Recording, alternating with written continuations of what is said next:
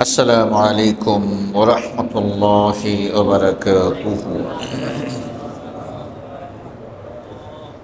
نحمده ونستعينه ونستغفره ونؤمن به ونتوكل عليه ونعوذ بالله من شرور أنفسنا ومن سيئات أعمالنا.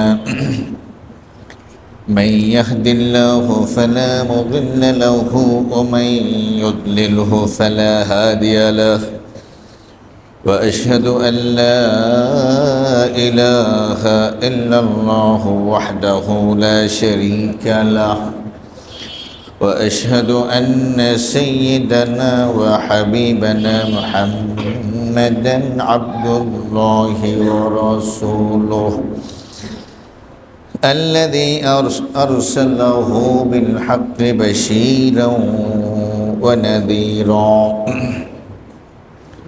وداعيا إلى الله بإذنه وسراجا منيرا. قال الله تعالى في القرآن الكريم والفرقان الحميد: أعوذ بالله من الشيطان الرجيم. بسم الله الرحمن الرحيم.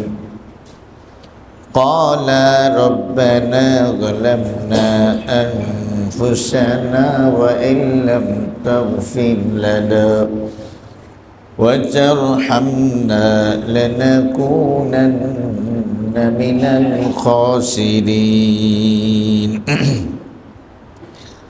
اللهم صل وسلم وبارك على محمد وعلى آله وصحبه أجمعين. সম্মানিত শ্রদ্ধেয় দিনদার ইমানদার মুসল্লি ভাইয়েরা, রব্বুল ইজ্জত ওয়াল জালালের হাজার কোটি শুকর যে তিনি আমাদেরকে সহি সালামতে এবং সুস্থ রেখে সালাতুল জুমা আদায়ের সুযোগ করে দিয়েছেন। কালিমাতুশ শুকর আদায় করে পড়ছি আলহামদুলিল্লাহ। বিগত কয়েকটি জুমায় আমরা নাঈমুল জান্নাহ, জান্নাতের নাজ নেয়ামত সম্পর্কে নবী মুহাম্মদুর রাসূলুল্লাহ সাল্লাল্লাহু আলাইহি ওয়াসাল্লামের মাধ্যমে আমরা যা জানতে পেরেছি তার কিছু আলোচনা করেছি।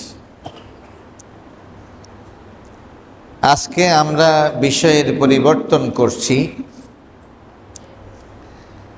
আজকের বিষয় হলো বাংলাদেশের সাবেক একজন এমপি এবং তিনি মন্ত্রীও ছিলেন, আব্দুল লতিফ সিদ্দিকী সাহেবের একটা বক্তব্যকে কেন্দ্র করে যারা অনলাইনের সাথে যাদের সম্পর্ক আছে, আমরা যারা মোবাইল চালাই, আমরা জানি যে তার একটি বক্তব্য ভাইরাল হয়েছে। তিনি সেখানে বলেছেন, আমি কখনো আল্লাহর কাছে ক্ষমা চাই নাই, কারণ আমি তো কোনো পাপ করি নাই। তিনি নাস্তিক, তিনি আল্লাহকে বিশ্বাস করেন না, এরকম না। তার বক্তব্যে তিনি বলেছেন যে আমি আল্লাহর কাছে ক্ষমা চাই না, তবে আল্লাহর রহমত চাই। তার মানে আল্লাহকে বিশ্বাস করেন, আল্লাহর রহমত বিশ্বাস করেন, এটা বোঝা গেল। তিনি আরো বলেছেন যে আলেমরা যখন দোয়া করে আমি আমিন বলতে পারি না, কারণ আলেমরা দোয়া করলেই বলে হে আল্লাহ আমি পাপী, তখন লোকেরা আমিন বলে। আমি যেহেতু পাপি না, আমি যেহেতু পাপ করি নাই, আমি আমিন বলবো কেন? আমি আমিন বলতে পারি না, উনি বলতে চাচ্ছেন। এই যে একটা অবস্থা, সম্ভবত কোনো মাহফিলেই তিনি আলোচনাটা করেছেন, ওয়াজ মাহফিলেই তাকে দাওয়াত দেয়া হয়েছে, সেখানেই তিনি এই কথাটা বলেছেন। তিনি আরো ব্যাখ্যা দিয়েছেন যে তিনি কেন পাপী না। যে তিনি বললেন যে আমি তো আসলে কাউকে খুন করি নাই,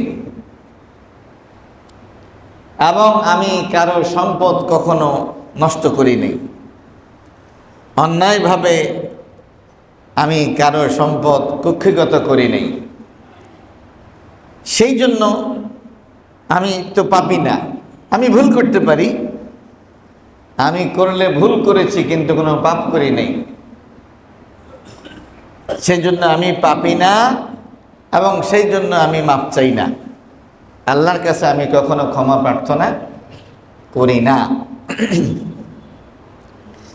এখন আমরা তাকে কি বলবো? এর মাধ্যমে একটা জিনিস পরিষ্কার হয়, তিনি যে পড়াশোনা করেন নাই ব্যাপারটা তো এরকম না। হতে পারে তিনি মাস্টার ডিগ্রি হোল্ডার, ইংরেজিও হয়তোবা তিনি ভালো পারেন, এবং দীর্ঘদিন তিনি রাজনীতির সাথে জড়িত, ভালো রাজনীতিও তিনি হয়তোবা পারেন। কিন্তু তিনি যেটা জানেন না সেটা হলো ইসলামের প্রাইমারি যে বেসিক নলেজ, এটা তার নাই। এটা শুধু তার একা না, মনে হচ্ছে যেন এটা বাংলাদেশের চিত্র। আমাদের বড় বড় ব্যক্তিরা যারা আমাদের সামনে নসিহত করেন, আমরা যাদেরকে ওয়াজ মাহফিলে প্রধান মেহমান হিসেবে তাদেরকে দাওয়াত দেই, আর তারাও দাড়ি টুপি এগুলো ব্যবহার করে, পাঞ্জাবি ব্যবহার করে আমাদেরকে সেখানে বসিয়ে ওয়াজ নসিহত করেন। কিন্তু ওনারা যে কত বড় আহমাক, কত বড় নাদান আর মূর্খ, মানে ন্যূনতম এই জ্ঞানটুকু তাদের মধ্যে নেই। কত বড় আহমাক হলে, কত বড় নাদান হলে এই জাতীয় কথা বলতে পারে। ইসলামের ন্যূনতম জ্ঞান যদি কারো থাকে, ন্যূনতম জ্ঞান ক খ গ ঘ এই পর্যায়ের কোনো জ্ঞান থাকলেও তো কারো পক্ষে এত বড় উদ্ধত্তপূর্ণ কথা বলা সম্ভব না। মূর্খতা কোথায় গিয়ে ঠেকেছে? আমরা যদি তার কাছ থেকে জানতে চাই আপনি কি নামাজ পড়েন, হয়তোবা তিনি উত্তর করবেন হ্যাঁ আমি নামাজ পড়ি। তো নামাজের শেষে সালাম ফেরানোর আগে যেই দোয়াটা পড়ে আপনি সালাম ফিরান, এই দোয়াটা কি? এই যে দোয়ায়ে মাসুরা আমরা পড়ি, এটা কি? আল্লাহুম্মা ইন্নী যালামতু নাফসি যুলমান কাসীরা, আয় আল্লাহ আমি আমার নফসের উপরে এমন জুলুম করেছি যেই জুলুম কাসীর, অনেক, অসংখ্য, অগণিত। কি? তো উনি যদি নামাজ পড়েন, তিনি কি এটা ছাড়া নামাজ পড়েন? তো এখানে তো ক্ষমা প্রার্থনার কথাই বলা হয়েছে। এখানে তো বলাই হয়েছে আপনি আপনাকে স্বীকৃতি দেন যে আপনি পাপী। আচ্ছা বলুন তো দেখি, নবী মুহাম্মদুর রাসূলুল্লাহ সাল্লাল্লাহু আলাইহি ওয়াসাল্লাম এই দোয়ায়ে মাসুরা পড়া ছাড়া কি তিনি নামাজ শেষ করতেন? না, তিনি এটা পড়তেন না। তো নবীজি নিজেই পড়তেন আল্লাহুম্মা ইন্নী যালামতু নাফসি যুলমান কাসীরা, আয় আল্লাহ আমি আমার নফসের উপরে অনেক সাংঘাতিক জুলুম করে ফেলেছি। এরপরে কি? আল্লাহুম্মা ইন্নী যালামতু নাফসি যুলমান কাসীরা, জি ওয়ালা, বলেই তো গেলাম ওয়ালা ইয়াগফিরুয যুনুবা ইল্লা আনতা। আল্লাহর নবী সাল্লাল্লাহু আলাইহি ওয়াসাল্লাম, সমস্ত সাহাবীরা, সমস্ত ইমামরা, সমস্ত মুহাদ্দিসরা সারা জীবন নামাজ পড়েছে এটা পড়ে, ওয়ালা ইয়াগফিরুয যুনুবা ইল্লা আনতা। আয় আল্লাহ, আমার যে পাপ এটা আপনি ছাড়া আর কে ক্ষমা করবে? কারো কোনো ক্ষমতা নাই আমার পাপ ক্ষমা করার। ফাগফিরলি, ফাগফিরলি এটা নির্দেশ, মানে আল্লাহর কাছে অনুরোধ, আয় আল্লাহ আপনি আমাকে ক্ষমা করেন। এটা নবী সাল্লাল্লাহু আলাইহি ওয়াসাল্লাম বলতেন, এটা আবু বকর বলতেন, এটা ওমর বলতেন, এটা ওসমান বলতেন, এটা আলী বলতেন, এমনকি আব্দুল লতিফ সিদ্দিকী সাহেব যদি নামাজ পড়ে উনিও বলেন, যদি নামাজ পড়ে, ফাগফিরলি, আয় আল্লাহ আপনি আমাকে ক্ষমা করেন।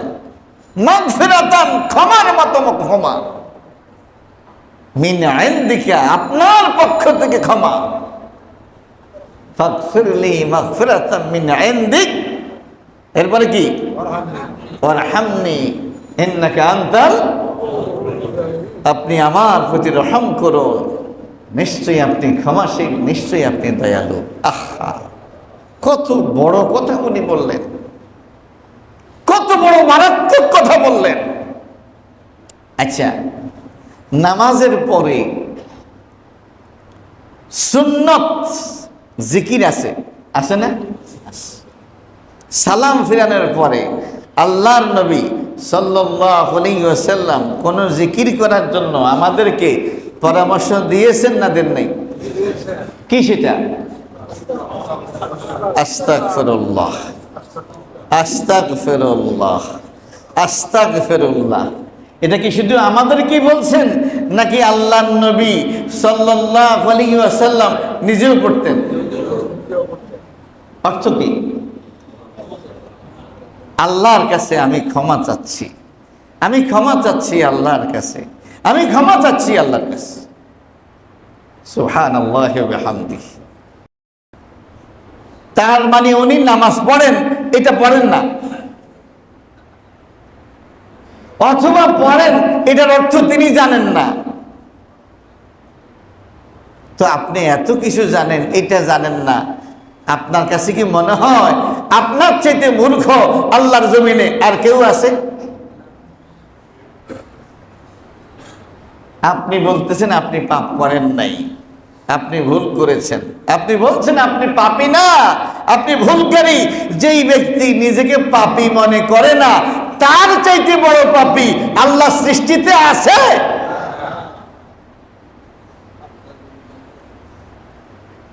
কত বড় মুতাকাব্বির, কত বড় অহংকারী হলে এই জাতীয় কথা বলতে পারে। আর এই কথা আপনি যখন মার্কেটে ডেলিভারি দিবেন, তখন দুই একজনকে জিজ্ঞেস করেই ডেলিভারিটি দেন না। দুই একজন আলেম ওলামার সাথে পরামর্শ করেন যে হুজুর আমার অবস্থা হলো এই পর্যন্ত আমি কাউরে খুন করি নাই, আজ পর্যন্ত কারো এক পয়সা অর্থ আমি আত্মসাৎ করি নাই, আমি কারোর প্রতি জুলুম করি নাই, এমত অবস্থায় আমি মনে করি আমি পাপী না, এই জন্য আমি আল্লাহর কাছে ক্ষমা চাই না। এই জাতীয় কথা মার্কেটে ছাড়া আমার ঠিক হবে কিনা একটু পরামর্শ করতেন।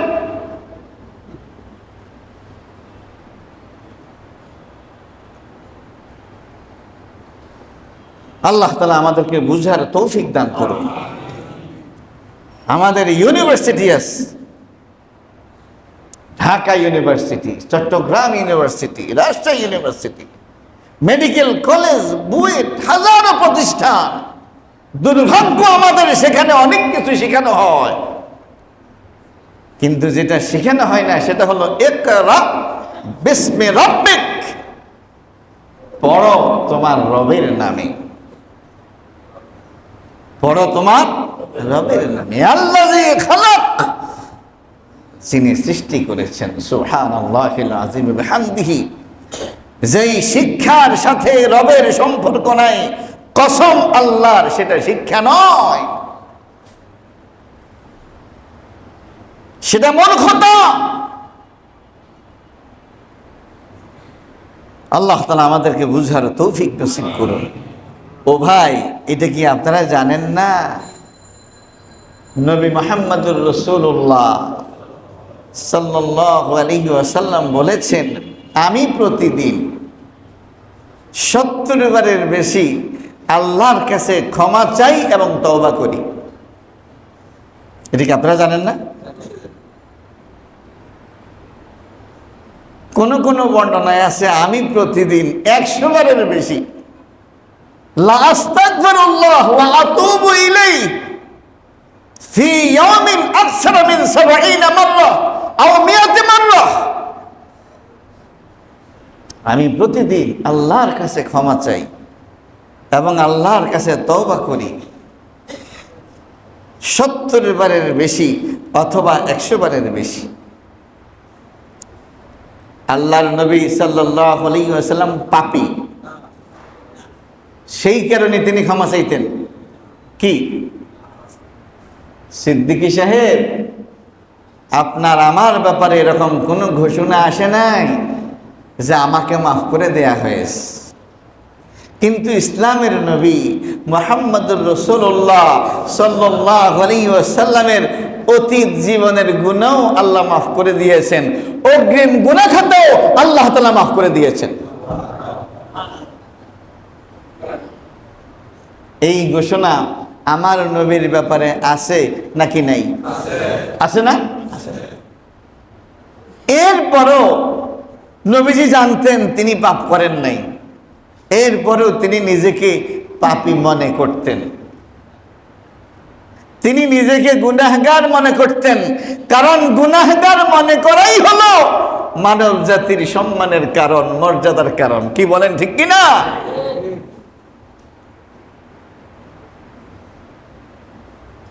গুনাহগার মনে করার জন্য গুনাহ করা শর্ত না, এটা বিনয়ের লক্ষণ, এটা বিনয়। ওয়াস্তাগফিরহু ওয়াস্তাগফিরহু, হে নবী তুমি ইস্তিগফার করো, হে নবী তুমি ক্ষমা প্রার্থনা করো। এটা কোথায় আছে? কোথায় আছে? সূরাতুন নাসর, ইযা জাআ নাসরুল্লাহি ওয়াল ফাth ورأيت الناس يدخلون في دين الله أفواجا فسبح بحمد ربك واستغفر فسبح بحمد ربك واستغفر ইন্নাহু কানা তাওয়াবা। সুবহানাল্লাহ। ওয়াস্তাগফির, হে নবী আপনি ইস্তিগফার করুন, আপনি ক্ষমা প্রার্থনা করুন। আর আমার সিদ্দিকী সাহেব বলতেছেন আমার ক্ষমা প্রার্থনার দরকার নাই, কারণ আমি পাপী নই। তার মানে আমার নবী পাপ করছে, এই জন্য তিনি ইস্তিগফার করতেছেন। আপনি কোথায় হাত দিলেন? কোথায় হাত দিলেন আপনি? আপনি আলোচনা বন্ধ করুন, আপনি আর কখনো মাইকের সামনে দাঁড়াবেন না। আল্লাহর ওয়াস্তে যদি বাঁচতে চান মক্তবে ভর্তি হয়ে যান, মাদ্রাসায় ভর্তি হয়ে যান, অন্যথায় বেঈমান হয়ে যদি আল্লাহর কাছে যাওয়া লাগে খবর আছে। কিন্তু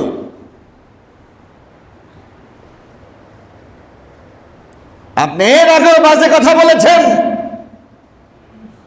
আমরা ভুলি নাই। আপনি বলেছেন মুহাম্মদ তার জাতিতে দরিদ্র ছিল, তাদেরকে ব্যবসায়িকভাবে উপকার করানোর জন্য হজের ব্যবস্থা করে গেছে।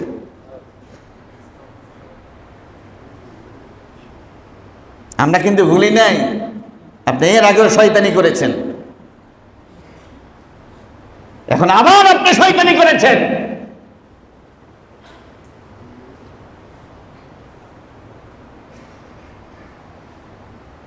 এই লোকগুলো এমপি হয় কেমনে, এই লোকগুলো মন্ত্রী হয় কেমনে? যারা তাদেরকে মন্ত্রী এমপি বানায় তারা কি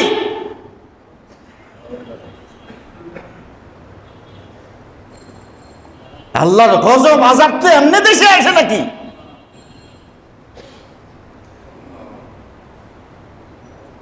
মানব জাতির ইতিহাস কেউ যদি জানতো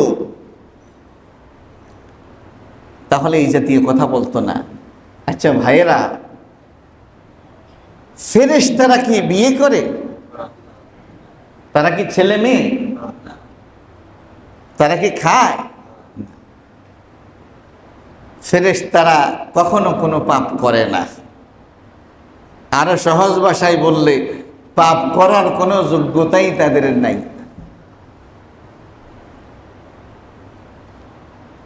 বুঝেন নাই? পাপ করার কোনো যোগ্যতা কাদের নাই? কাদের নাই? ফেরেশতার নাই। কোন নারীর দিকে তাকালে তারা উত্তেজিত হয় না। আমাদের যুবকরা নারীর দিকে তাকাইলে তারা উত্তেজিত হয়। তাদের চোখের বেবিচার হওয়ার সম্ভাবনা আছে, তাদের অন্তরের বেবিচার হওয়ার সম্ভাবনা আছে। এই জন্য তাদেরকে দৃষ্টি অবনত করতে বলছে। সিদ্দিকী সাহেব, আপনি কি কখনো কোনো বেনাগানা নারীর দিকেও তাকান নাই? তাকিয়ে থাকেন নাই? কোন বেগানা নারীর সাথে বসে আপনি কখনো গাড়িতে আসা যাওয়া করেন নাই? ওইগুলা কি পাপের মধ্যে পড়ে না? আল্লাহ তাআলা আমাদেরকে হেফাজত করুক। কখনো এমন হয়নি যে আপনি জোহরের নামাজ আসরের সময় পড়েছেন?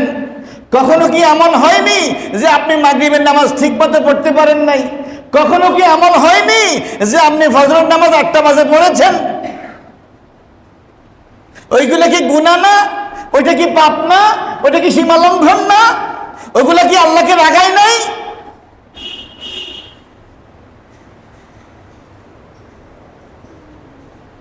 একজন মুসলিম রাজনীতিবিদের দায়িত্ব হলো আল্লাহর এই জমিনে আল্লাহর শরীয়ত প্রতিষ্ঠায় কাজ করা। কি বলেন, ঠিক কিনা? আল্লাহর জমিনে আল্লাহর শরীয়ত প্রতিষ্ঠায় কাজ করা, এটা রাজনীতিবিদের উপর ফরজ। মৌলবীর উপরে ফরজ না হলো, ব্যবসায়ীর উপরে ফরজ না হলো, সাধারণ ভোটারের উপরে ফরজ না হলো, যিনি রাজনীতি করেন এটা রাজনীতির সাথে সম্পৃক্ত। আল্লাহর এই জমিনে মানুষের আইন, মানুষের বিধান, মানুষের সংবিধান, মানুষের ব্যবস্থাপনার পরিবর্তে রব্বুল আলামিনের ব্যবস্থাপনা প্রতিষ্ঠার জন্য চেষ্টা করা রাজনীতিবিদদের উপরে আল্লাহ তাআলা ফরজ করে দিয়েছেন। আপনি কি এই ফরজ লঙ্ঘন করেন নাই? আপনি কি এই অপরাধী না?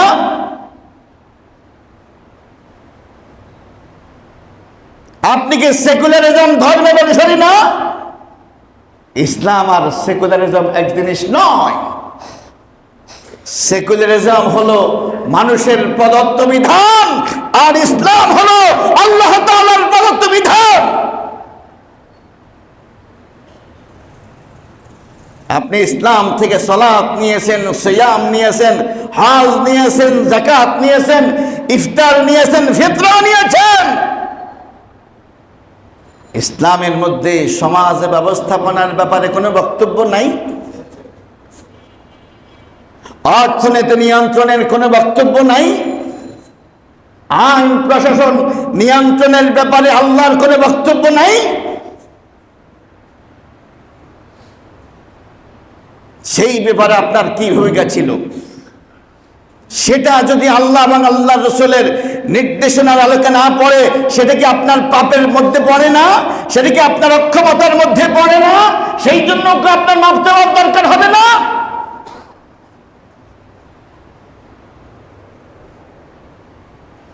আপনি খুন করেন নাই, সেই জন্য আপনি পাপী না। আপনি কারো অর্থ আত্মসাৎ করে নাই, আপনি সেই জন্য পাপী না। আপনার আশেপাশে যারা ঘুরে তারা কি খুনি না? তারা কি অর্থ আত্মসাৎ করে নাই? আপনি কি তাদের সাপোর্টার নন? সেই পাপ কি আপনার উপরে যাবে না?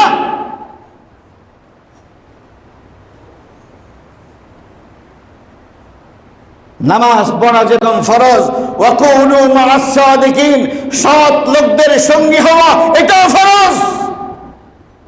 আপনার সঙ্গী কারা, আপনার সাথী কারা, আপনার নেতাকে, আপনার নেত্রীকে, সেখানে ইসলাম আছে কিনা, সেই জন্য কি আপনাকে আল্লাহ তাআলার সামনে জবাবদিহি করতে হবে না? আপনি পাপ দেখেন না,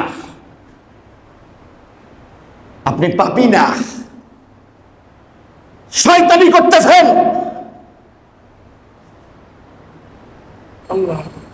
আপনি শয়তানি করতেছেন। ইসলামের ব্যাপারে বক্তব্য দেওয়ার অধিকার আপনাকে কে দিয়েছে?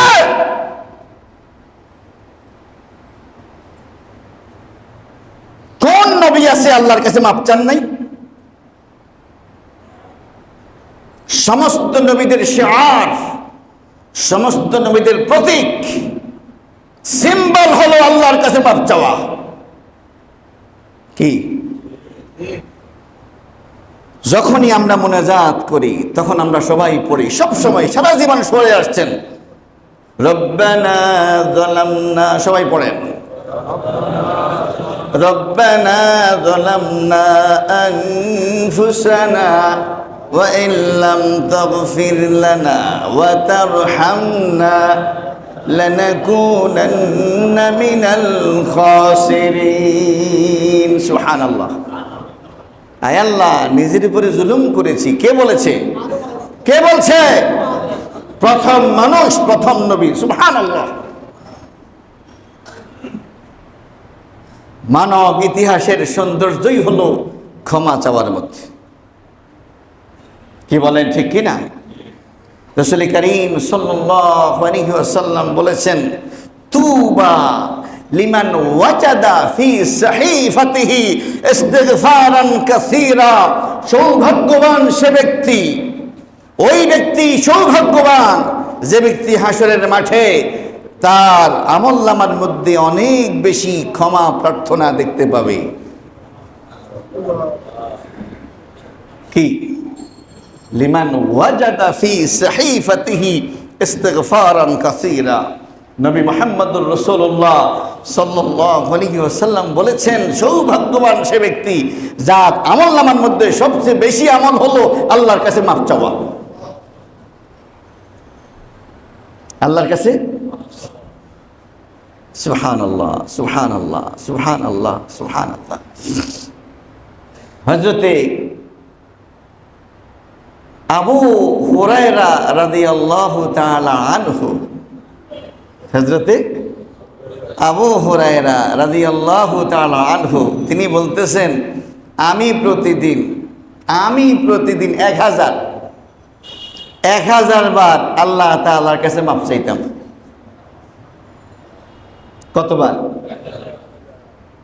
আবু হুরায়রাকে চেনেন? ওনার নাম আব্দুস শামস, সূর্যের গোলাম। ইসলাম গ্রহণের পরে তার নাম হয়েছে আব্দুর রহমান। কি হয়েছে? আব্দুর রহমান। যিনি ইসলাম গ্রহণ করেন তার পূর্বের গুনাহ শুধু ইসলাম গ্রহণের কারণে আল্লাহ তাআলা টোটালি ক্ষমা করে দেন। উনি চাদর মুড়ে দিয়ে বসেন নবীজির সামনে, ওনার আস্তিনের ভিতরে একটা বিড়ালের বাচ্চা। হেররাতুন মানে হলো বিড়াল, হুরায়রা মানে হলো ছোট বিড়াল। একদিন আস্তিন থেকে বিড়ালটা বাইরে গেছে, নবীজি আদর করে বললেন, আবা হুরায়রা, ইয়া আবা হুরায়রা, ও আবু হুরায়রা, বিড়ালের বাবা, ছোট্ট বিড়ালের বাবা, মানে ছোট বিড়ালের মালিক। আবু হুরায়রা বলতেছেন, নবী মুহাম্মদুর রাসূলুল্লাহ সাল্লাল্লাহু আলাইহি ওয়াসাল্লাম ওনার পবিত্র জবান দিয়ে আমাকে বলা হয়েছে আবু হুরায়রা, আমি এ নামেই পরিচিত থাকতে চাই। সাহাবীদের মধ্যে সবচেয়ে বেশি যিনি হাদিস বর্ণনা করেছেন তিনি হলেন হযরতে আবু হুরায়রা রাদিয়াল্লাহু তাআলা আনহু।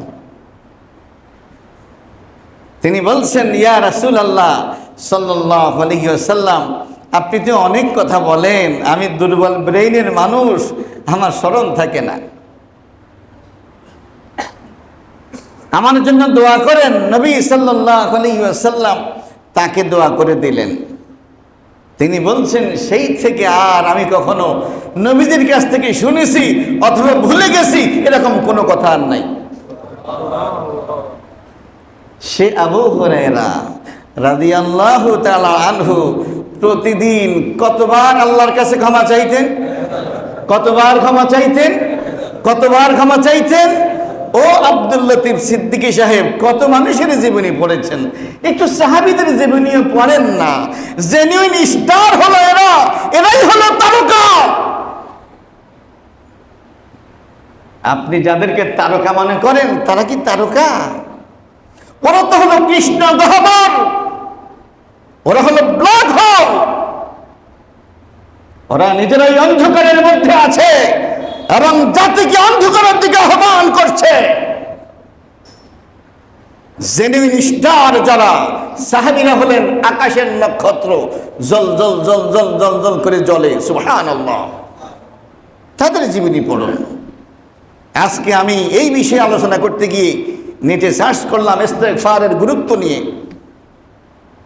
সেখানে দেখলাম হযরতে আবু হুরায়রা রাদিয়াল্লাহু তাআলা আনহু যারা কোরআন পড়ে এরকম ছোট্ট ছোট্ট বালকদেরকে বলতো, তোমরা বলো, এই ছোট্ট বাবুরা তোমরা বলো, হে আল্লাহ, আল্লাহুম্মা গফির লি আবি হুরায়রা, আয় আল্লাহ আবু হুরায়রাকে মাফ করে দেন। ছোট্ট ছোট্ট মাসুম বাচ্চাদেরকে বলতেন। তো বাচ্চারা বলতো, আল্লাহ আবু হুরায়রাকে আপনি মাফ করে দেন। আবু হুরায়রা তখন বলতেন, আল্লাহুম্মা আমিন, আল্লাহ আল্লাহ এদের সুপারিশ আপনি কবুল করেন। আমি পাপী, আমার কথা যদি আপনি নাও শুনেন, এরা তো মাসুম বাচ্চা, এরা কোরআন পড়ে, ওদের তো কোনো গুনাহ নাই, ওরা সুপারিশ করতেছে আমাকে মাফ করার জন্য, আপনি আমাকে মাফ করে দেন। আপনি পাপী না, আপনি নিজেকে পাপী মনে করেন না, কারণ আপনার চেয়ে বড় পাপী আল্লাহর এই জমিনে কেউ আছেন এটা আমার জানা নাই।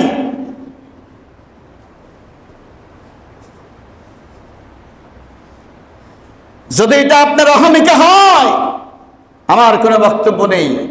আর যদি মনে করেন ভুল করেছেন, অবশ্যই তওবা করেন এবং জাতির সামনে ক্ষমা চান, যেটা আমি না জেনে বলেছি, এটা আমি না জেনে বলেছি। হযরত ওমরের কথা জানেন তো? জি, ওমরের কথা জানেন? সুবহানাল্লাহ, সুবহানাল্লাহ, সুবহানাল্লাহ। নবী সাল্লাল্লাহু আলাইহি ওয়াসাল্লাম বলতেছেন, একদিন আমি ঘুমাই আছি, ঘুমের মধ্যে দেখলাম যে একটা মহিলা ওযু করতেছে, তার পাশেই বিশাল এক ইমারা, বিশাল এক প্রাসাদ, সুরম্য অট্টালিকা। আমি ওই মহিলাকে জিজ্ঞেস করলাম, এই বিশাল প্রাসাদটা কার? এত সুন্দর নয়নাভিরাম এই সুন্দর অট্টালিকা, এই প্রাসাদ কার? ওই মহিলা আমাকে জবাব দিল, এটা হলো হযরত ওমরের প্রাসাদ। সুবহানাল্লাহিল আযীম। স্বপ্নে দেখছে কে? নবীজি সাল্লাল্লাহু আলাইহি ওয়াসাল্লাম। আর এই মহিলা নিশ্চয়ই জান্নাতের হুর, কি বলেন ঠিক কিনা? তখন নবীজির হঠাৎ মনে পড়ে গেল, আমি ওমরের স্ত্রীর সাথে কথা বলতেছি, এটা যদি ওমর জানতে পারে তাহলে তো ওমর এটাকে তার ব্যক্তিত্ব বিরোধী মনে করতে পারে। ওমরের পার্সোনালিটির কথা আমার মনে পড়ে গেল, নবীজি বলতেছেন। কারণ বড়দের বউদের সাথে কথা বলা গোপনে, এটা কিন্তু অন্যায়। সম্মানিত ব্যক্তিদের অ্যাবসেন্সে তাদের স্ত্রীর সাথে কথা বলা, এটা অন্যায়। কি বলেন ঠিক কিনা? নবীজির হঠাৎ মনে পড়ে গেল, আরে ওমরের বউয়ের সাথে আমি কথা বলতেছি। সুবহানাল্লাহ। উনি তখন কথা বন্ধ করে দিয়ে তিনি বললেন যে আমি উল্টা দিকে যাওয়া শুরু করলাম। ওনার ঘুম ভেঙে গেল।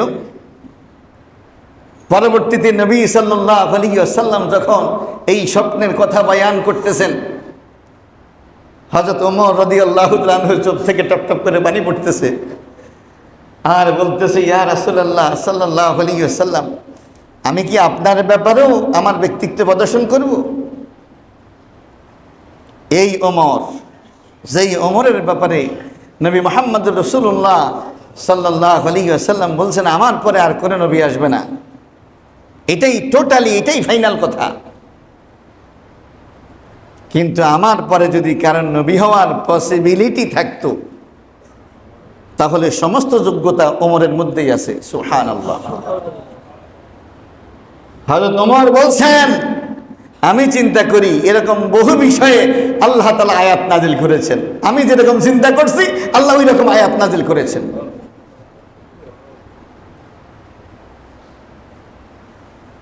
এই ওমর রাদিয়াল্লাহু তাআলা আনহু একবার উওয়াইস আল কারনী সাক্ষাৎ পাইলেন।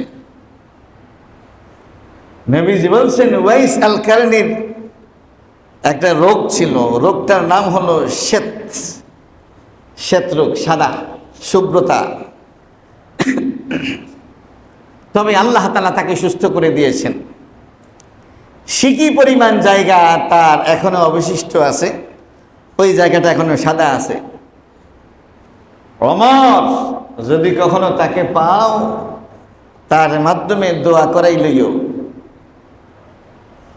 ওমর রাদিয়াল্লাহু তাআলা আনহু একবার উওয়াইস আল কারনীর সন্ধান পেলেন। এটা অনেক লম্বা ইতিহাস, সেদিকে যাচ্ছি না, কারণ উনি শ্রেষ্ঠ সেলিব্রিটি ছিলেন সেই জামানার। কিন্তু নিজেকে কোনো এলাকায় গেলে গোপন করে যেতেন, হিডেন করে যেতেন, যাতে করে মানুষ বুঝতে না পারে, হাজারো লক্ষ মানুষ হুমড়ি খেয়ে পড়বে। সেই জন্য অনেকের মধ্যে তিনি হারিয়ে যেতেন। কে উওয়াইস আল কারনী এটা বুঝার কোনো সুযোগ থাকতো না। এনিহাও হযরত ওমর ওনাকে বের করলেন, বের করে বললেন, উওয়াইস আল কারনী, আপনি উওয়াইস আল কারনী, আপনি আল্লাহর কাছে আমার জন্য ক্ষমা প্রার্থনা করুন।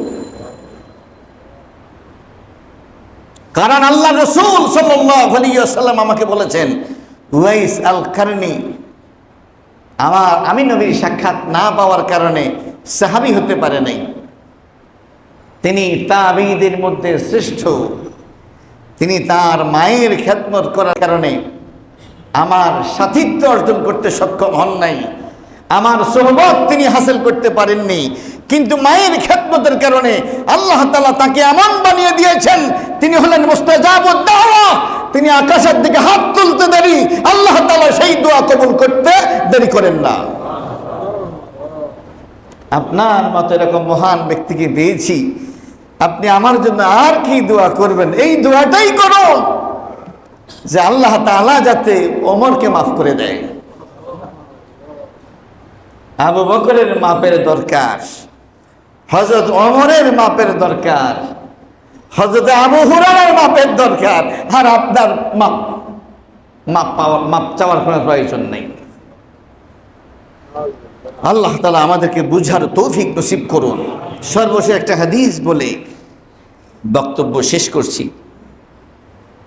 বলছিলাম ফেরেশতাদের যোগ্যতা হলো, তাদের কোয়ালিটি হলো, তাদেরকে যেই গুণে গুণান্বিত করে আল্লাহ তাআলা সৃষ্টি করেছেন সেটা হলো এই, তারা ছেলেও না তারা মেয়েও না। ছেলে মেয়ে হইলে পাপের একটা সম্ভাবনা থাকে এই কেন্দ্রিক। আরেকটা পাপ হলো পেটের কারণে। কিসের কারণে? পেট, খাওয়ার জন্য, পান করার জন্য।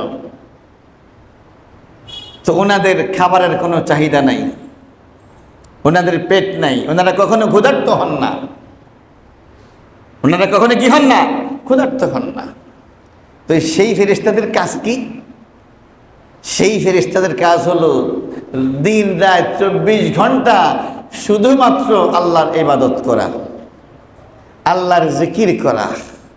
ওয়া নাহনু নুসাব্বিহু বিহামদিকা ওয়া নুকাদ্দিসু লাক, শুধুমাত্র আল্লাহর তাসবিহ আর আল্লাহর তাকদীস বর্ণনা করা, এটা ওনাদের কাজ।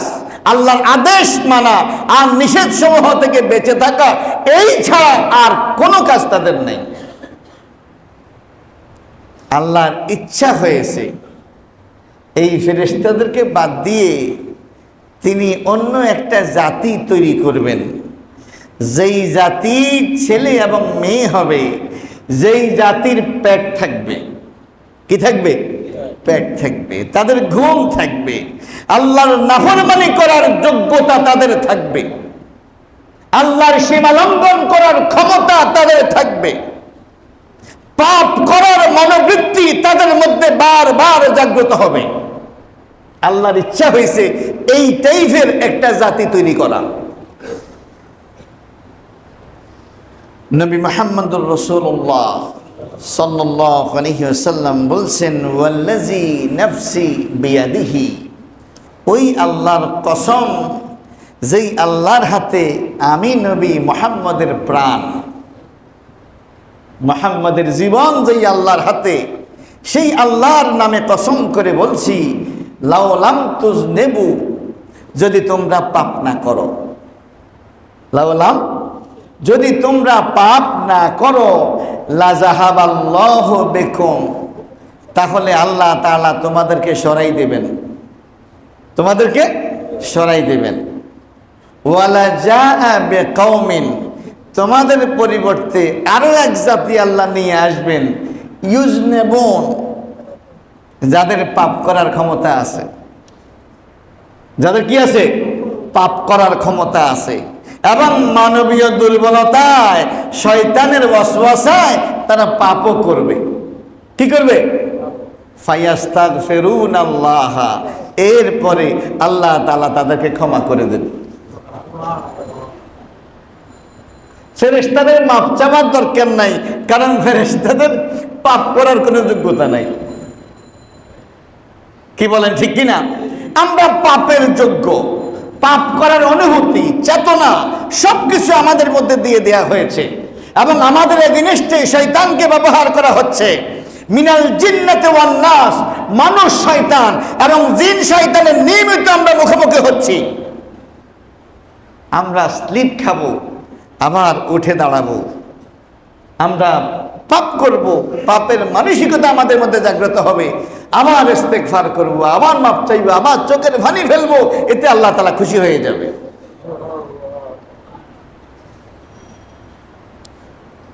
ইবলিস আল্লাহকে বলছে, আল্লাহ তোমার ইজ্জতের কসম, তোমার জাতের কসম, তোমার সম্মানের কসম, তোমার মর্যাদার কসম, আমি বনি আদমকে